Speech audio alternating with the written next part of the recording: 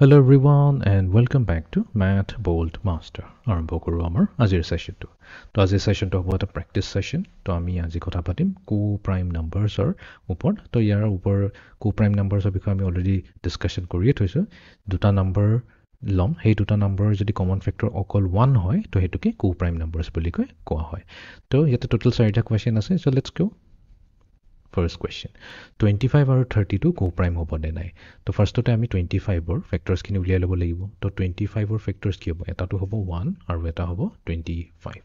Next কি হ'ব? আমি জানো 25 ক আমি 5 মাল্টিপ্লাই টু 5 লিখিব পাৰোঁ। তাৰমানে 5 হৈ যাব ইয়াৰ এটা ফেক্টৰ। সো 1 5 and 25 হৈ গ'ল 25 ৰ ফেক্টৰছ। নেক্সট আহি যাওঁ 32 লৈ। তো 32 ৰ ফেক্টৰছ হ'ব 1 32, এই দুটা হৈ গ'ল। নেক্সট 2 মাল্টিপ্লাই টু 16 হৈ যায় আমাৰ 32।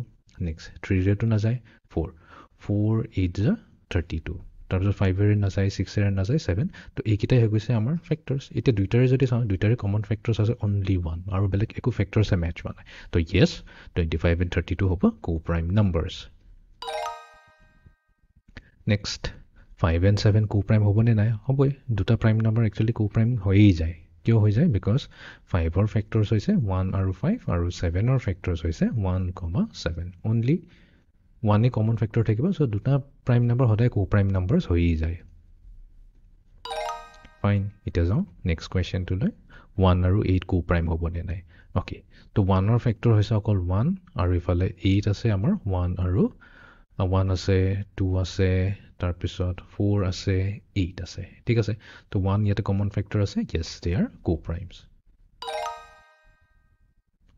নেক্সট কুৱেশ্যন 15 আৰু 16 হ'ব নে নাই? তো 15ৰ ফেক্টৰছবোৰ হৈছে 1 3 5 আৰু 15। এইকেইটা হৈছে 15ৰ ফেক্টৰছ। আৰু 16ৰ কি হৈছে? 1 আছে 16 আছে 2 আছে 8 আছে আৰু 4 আছে। ঠিক আছে, তো দুটাত আমি চাওঁ অকল 1 যোনটো আছে যোনটো কমন ফেক্টৰ হয়। তো ইয়েছ 15 আৰু 16 হৈ গ'ল কো-প্ৰাইম নাম্বাৰছ। ঠিক আছে, তো এইটোৱে আছিল আমাৰ identification of coprime numbers. So see you in the next session. Thank you.